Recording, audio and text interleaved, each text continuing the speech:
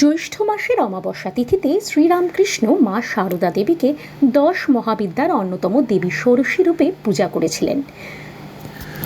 জ্যৈষ্ঠ মাসে অমাবস্যা তিথিতে দেবী কালী পূজিত হন ফলহারিণী নামে।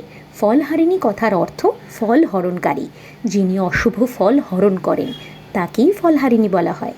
সমস্ত দেবদেবীর পূজায় অশুভ ফল নাশ হয় এবং কিছু না কিছু শুভ ফল লাভ হয়। বিশ্বাস করা হয় এই তিথিতে দেবীর পুজো করলে অশুভ কাজের ফল নাশ হয় এবং শুভ ফল প্রাপ্ত হয়। এই বছরও ব্যতিক্রম নয়।